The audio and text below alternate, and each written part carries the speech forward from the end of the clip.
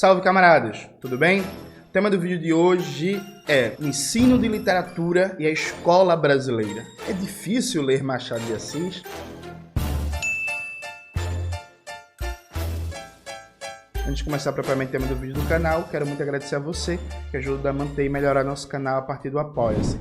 Seu apoio é fundamental para a gente continuar o nosso trabalho. Se preferir o Pix, está aparecendo aqui como QR Code na tela do vídeo. Nota, na dinâmica das redes sociais, tem debates que vai e vem, né? Vai e vem, aparece, aí some, aí aparece, aí some, aparece, aí some. E esse debate, é muito difícil ler os clássicos da literatura brasileira na escola e os alunos não deveriam ser obrigados. Então não se deveria ser cobrado como obrigatoriedade ler Machado de Assis, ler Lima Barreto, ler Raquel de Queiroz, ler José Lins do Rego, Clarice Lispector e por aí vai. Isso vem e volta, vem e volta, vem e volta, vem e volta, sempre aparece. O Felipe Neto, por exemplo, em 2021, ele viralizou muito porque escreveu justamente isso, né? Bota aí na tela, Maxwell, saiu da mídia e tal, não sei o quê. E aí, volta e meia, alguém pega um texto muito parecido e aí se viraliza e foi o que aconteceu nessa semana. E veja, gente, uma contribuição pra gente pensar a partir dessas dinâmicas toscas de redes sociais. É muito comum a gente pegar uma situação existente, naturalizá-la e depois tentar gerir. Ou seja, a gente naturaliza o estado de coisas que está posto e a partir disso tenta achar meios, brechas de como reduzir os impactos daquele estado de coisas sem questioná-lo. O que é que significa em bom português? Explicando para vocês. O Brasil é um país que nunca universalizou a escola digna de qualidade. Nunca, na história.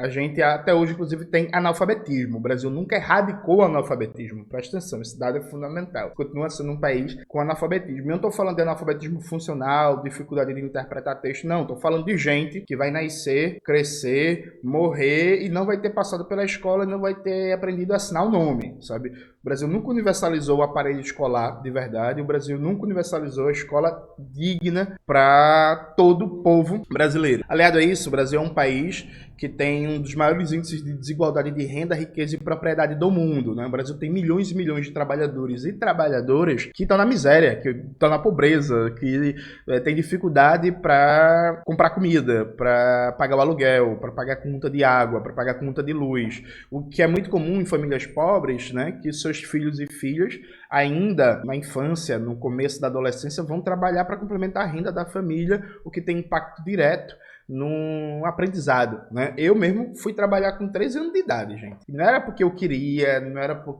questão religiosa, filosófica, não. É porque minha mãe recebia um salário mínimo, uma casa de 3 pessoas, não dá, né, gente? Não dá. Eu, com 13 anos, fui vender jornal no Sinal de Boa Viagem, ali próximo da pousada de Reginaldo Rossi, para quem é de Recife sabe. E aí ganhava 10 centavos para cada jornal do comércio vendido, era 15 centavos por cada Diário de Pernambuco e 20 centavos por cada Folha de Pernambuco. E aí passava a manhã inteira lá vendendo jornal no Sinal, acordava 5 horas da manhã para depois estudar à tarde. É isso, assim. Eu, minha irmã, a gente foi estudar cedo. Então a situação de pobreza, de miséria generalizada entre a classe trabalhadora, conectada a uma falta de um ambiente doméstico que tem espaço para estudar, que tem equipamentos básicos, que tem acesso a livros, junto com dificuldade de se alimentar, junto com pobreza, junto com falta de acesso a esporte, junto com trabalho infantil, tudo isso compõe um quadro de dificuldade de ensino e aprendizado no Brasil. Afora isso, o aparelho escolar que existe é ultra precário, né? Pega os dados do censo escolar, por exemplo, e você vai ver que milhares de escolas no Brasil não tem um básico, não tem água encanada, não tem banheiro, não tem merenda, não tem pátio, não tem quadra poliesportiva, não tem ventilador, ar-condicionado, refrigeração, falta piloto para escrever no quadro, os professores e professoras têm que comprar e levar do bolso, tal. Não tem data show, não tem internet, não tem porra nenhuma, né? Sem falar algo muito cotidiano que todo professor ou professora no Brasil provavelmente já enfrentou, que é pegar uma sala com 40, 50, às vezes 60 alunos, né? Que assim, é impossível ter uma aula com mais de 40 alunos numa sala, né, gente? Você não faz uma aula, você faz pelo menos, você se esforça e por aí vai, mas assim, é cenário louco. o meu ensino médio, no primeiro ano, lá na escola Augusto Severo, que inclusive eu preciso voltar lá, eu quero ver se a professora Ivanise ainda tá lá no Augusto Severo, eu quero dar um livro meu para ela. Ivanise é uma lenda do Augusto Severo, quem estudou sabe, viu? Grande professora Ivanise. E aí era 46 alunos no meu primeiro ano. Tipo assim, calor da desgraça, Recife, viu, gente? Calor da desgraça, 2 ventiladores, pelo menos, que mal funcionava. E assim, tem como ter um ensino bom assim, sabe? E aí não tem como ter um ensino bom numa sala com 46 alunos, não tem como ter um ensino bom se um professor, a professora, para ter uma renda aceitável, ele precisa trabalhar manhã, tarde e noite, sabe? Tipo assim, ó, isso não tem condição de preparar a aula, viu, gente? Não tem condição de preparar a aula, não tem condição de estudar, não tem condição de fazer formação continuada, não tem condição de se atualizar. Quem trabalha manhã, tarde e noite para conseguir uma renda suficiente para viver com dignidade, o pressuposto disso é que a aula não vai ser uma aula, vai ser uma mera repetição mecânica de conteúdos aprendidos, por exemplo, na época de faculdade, ou um mero ruminar do que está ali no livro didático, porque assim, é impossível você estudar, você preparar a aula de verdade, você se atualizar, você está melhorando, estudando, por exemplo, novas formas de método didático, quando você dá aula manhã, tarde e noite, sabe? Então, tudo isso compõe o drama da escola brasileira. Aliado a isso, quando a gente for pensar a literatura de maneira geral, a gente precisa pensar que o Brasil é um país que historicamente praticamente não tem bibliotecas públicas. Quem mora em São Paulo, por exemplo, vive um oásis, viu, gente? É pouquíssimas bibliotecas públicas comparado ao tamanho da população, mas em número absoluto de bibliotecas públicas, nossa senhora, assim, eu, inclusive, em algum momento eu vou parar para pesquisar esses dados, mas se eu fosse apostar, eu diria que São Paulo talvez tenha mais bibliotecas públicas, a cidade de São Paulo, do que os estados do Nordeste todos somados. Mas mesmo São Paulo, sabe, não faz cosquinha. O Brasil, historicamente, tem pouquíssimas bibliotecas públicas, não há uma preocupação sistemática do incentivo à leitura por parte das autoridades constituídas, nunca existiu, a propósito, nunca existiu é forte, já teve sim no passado, mas particularmente no governo do Getúlio Vargas, ainda que tem muito a debater sobre que estímulo de literatura era feito e, em alguma medida, também no governo JK. Mas, assim, não é a prática, o estímulo à leitura.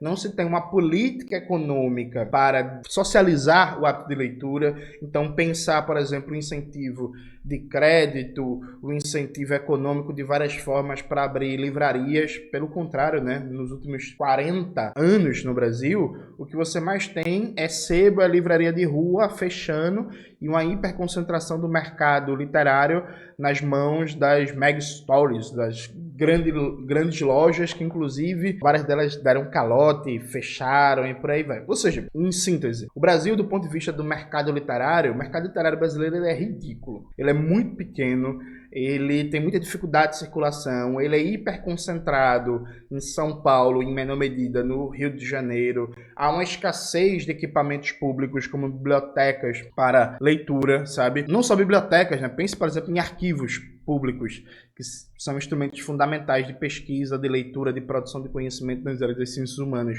É uma banda voou gigantesca, assim, é desesperador.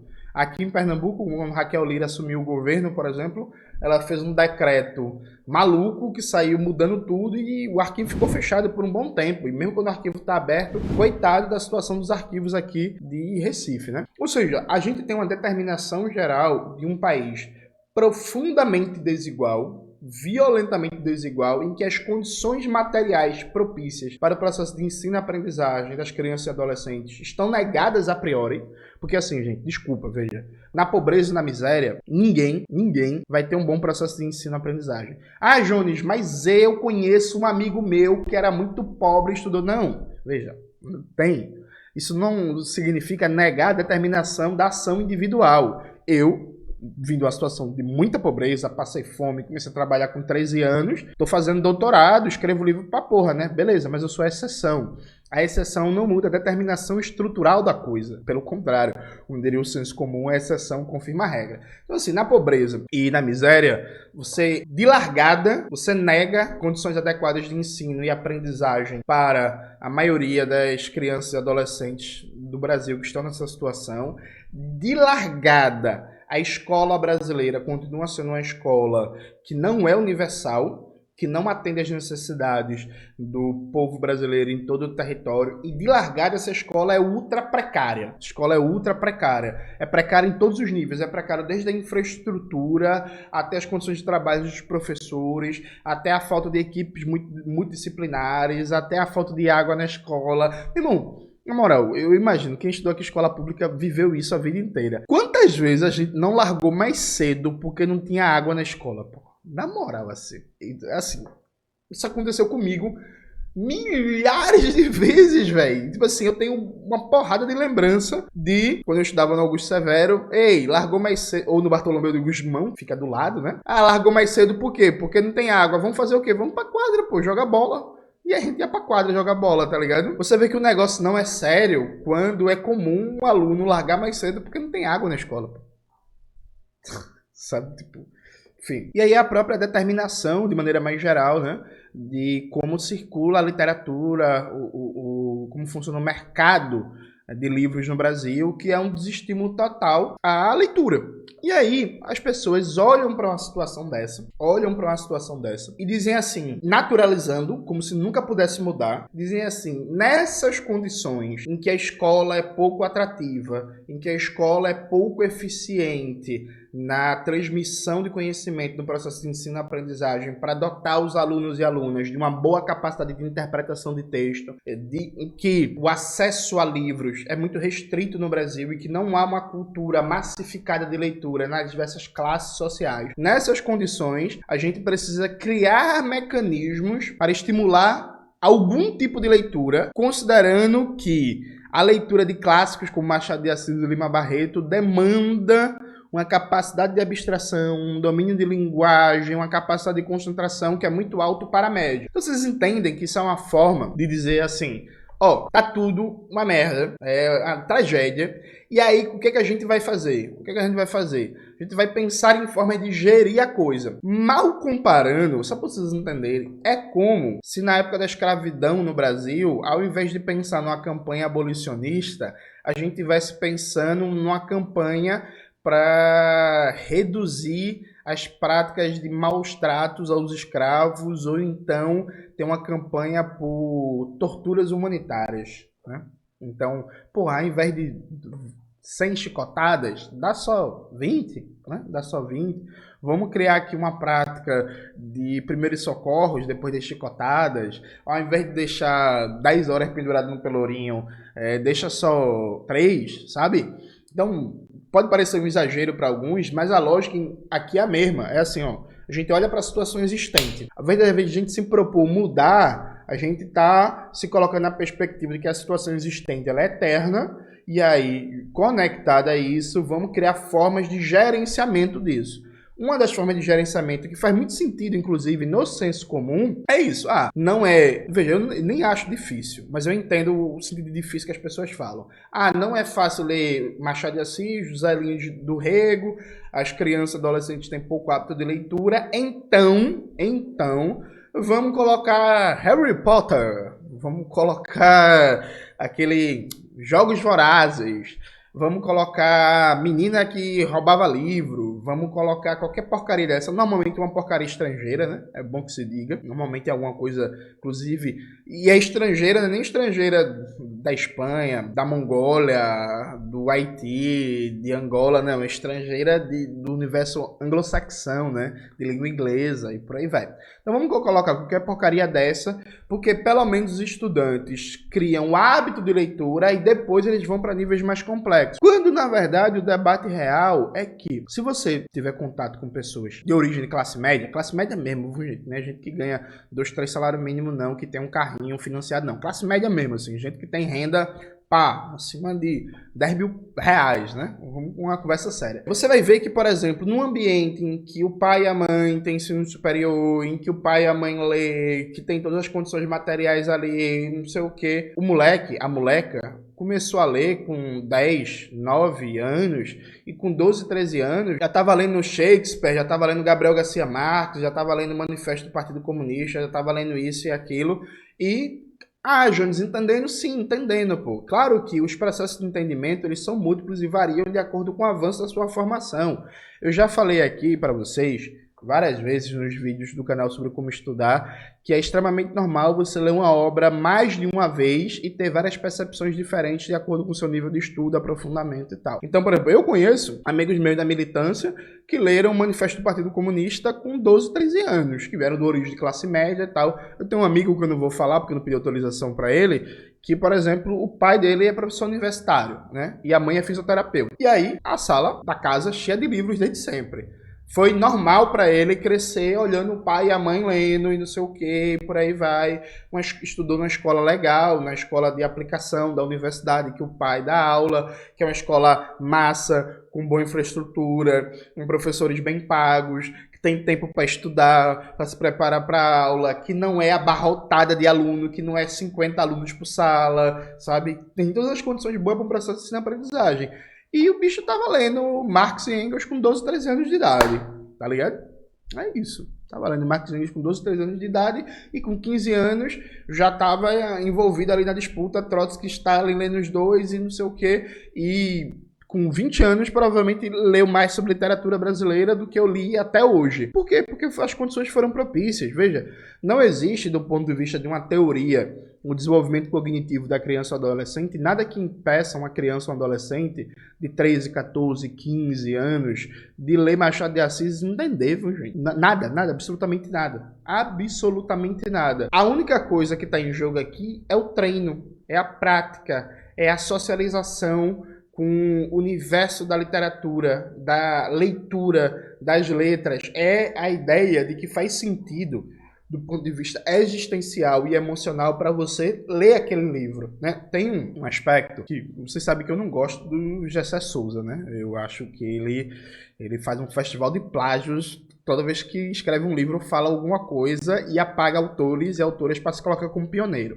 Mas tem uma coisa que o Gessé fala com constância e que ele faz bem ao debate público, que ele sempre destaca o elemento afetivo e emocional no processo de ensino-aprendizagem. Ou seja, para você olhar para a escola e para o próprio processo de estudos como algo que é importante, como algo que faz sentido na sua vida, você precisa ter estímulos constantes para isso, né? Isso passa pelo seu ambiente familiar. Não só, mas principalmente nos primeiros anos de formação, pelo seu ambiente familiar e pela própria dinâmica que está conectada ao ambiente familiar e aparato escolar. Então, se você vê pessoas lendo, se você tem incentivo, se você tem estímulo, se você entende que é importante, se você assimila a ideia prospectiva de futuro, de que é importante estudar, porque as pessoas que eu gosto, as pessoas que eu amo, as pessoas que eu admiro, as pessoas que eu quero ser, que são minha referência, elas estudam, elas leem, elas se formaram, elas passaram pela escola, pela universidade, você vai assimilar aquilo ali como elemento próprio da sua existência e você vai querer fazer aquilo. Não importa, inclusive, se você tem mais ou menos dificuldade ou facilidade, vai ser parte da sua cotidianidade. Do mesmo jeito que o Brasil é o país do futebol, tem uma circulação da ideia de futebol por todo canto e todo jovem quer jogar futebol. Não importa se é bom ou não, mas todo jovem vai jogar futebol, tá ligado? Um ou outro que não gosta, que não sei o que, mas assim, é muito difícil imaginar uma criança que em algum momento, uma criança adolescente que em algum momento não tentou jogar futebol de maneira sistemática porque todo mundo joga e não sei o que. Eu, por exemplo, sou um perna de pau, né? Aí eu joguei muito futebol na minha adolescência. E por quê? Mesmo sendo péssimo jogando futebol, porque todo mundo jogava, porque é parte onipresente da nossa vida, porque tem esporte, tem programa esportivo falando de futebol, porque o futebol mobiliza a gente, porque todo mundo fala de futebol, porque tem campo de futebol, porque tem camisa de jogador de futebol, porque tem propaganda com jogador de futebol e não sei o quê. E todo mundo joga futebol. Com a literatura, aliás, com tudo, é um aspecto parecido. Quando você cria um ambiente sociológico em que aquilo é lido como importante por determinada comunidade e as pessoas, em média, têm as condições materiais para aquela prática social, ela vai ser difundida e socializada. Então, assim, gente que fala assim, mas as crianças não deveriam ler Machado de Assis, Lima Barreto na escola. Mas por que a criança brasileira é burra? Mas porque as crianças na Inglaterra leem Shakespeare na escola. As crianças da Alemanha leem Goethe na escola, sabe?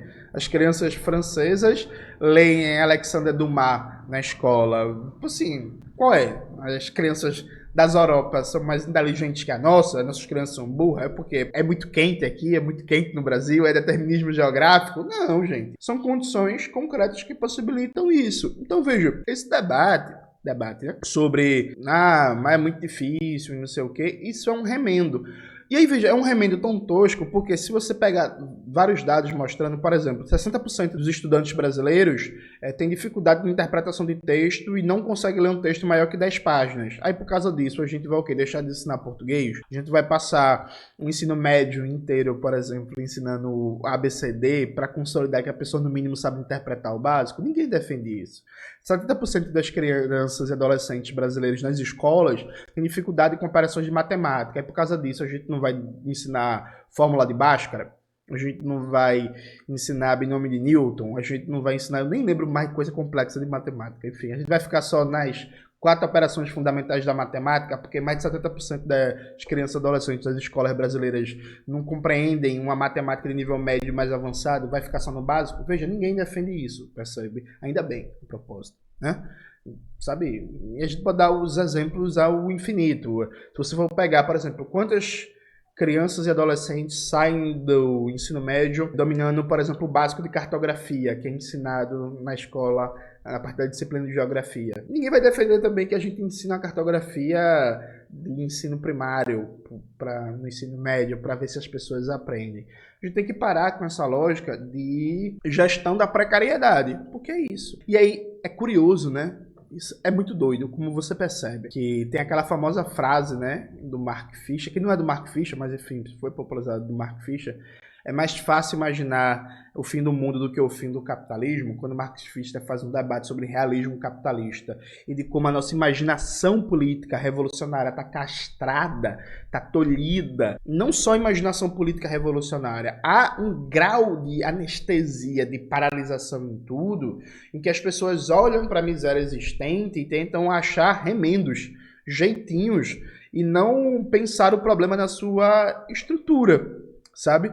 Então, por exemplo, é muito fácil em termos de medidas, né, gente? Não em termos de conjuntura política. Mas, enfim, é muito fácil em termos de medidas fazer com que o país, como o Brasil, seja um dos países com maior comunidade de leitura do mundo no universo de 15 anos.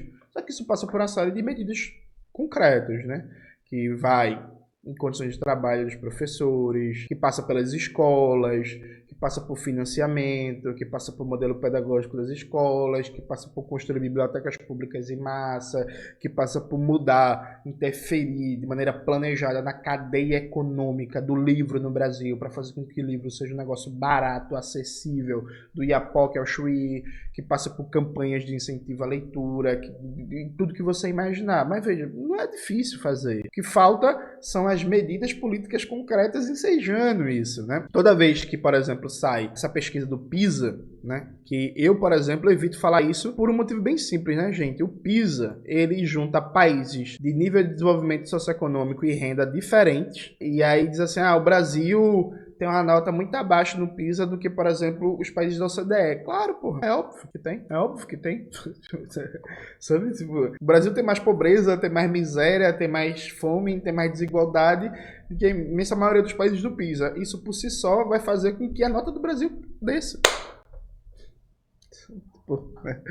Ou seja, a síntese do negócio é que a gente não encara a socialização da literatura nacional, que é importantíssima, gente, é importantíssima como elemento de unidade nacional, de identidade nacional, que é um aspecto que, inclusive, mereceria um vídeo à parte, que eu não vou falar nisso. Mas a gente não socializa isso pensando em formas de gestão da precariedade. Sim, por exemplo, os estudantes brasileiros têm cada vez menos capacidade de leitura, e está piorando com o novo ensino médio. O ensino médio não foi revogado ainda, a tendência é piorar. Sabe?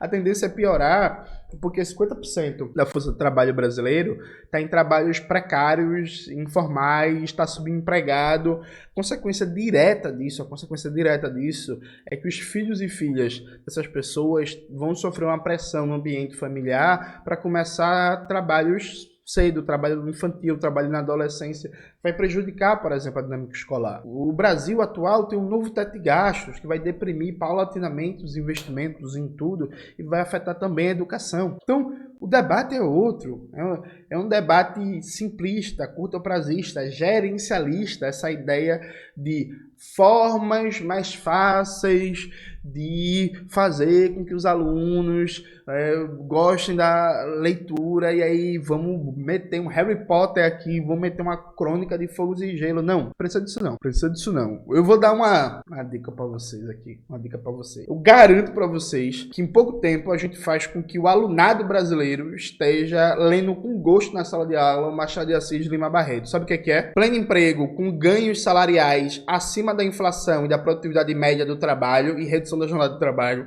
Pleno emprego com ganhos salariais substantivos e redução da jornada de trabalho, né? Acabar com a escala 6x1. Universalizar o modelo de escola do CIEPS, do Leonel Brizola e do Darcy Ribeiro, pelo Brasil inteiro,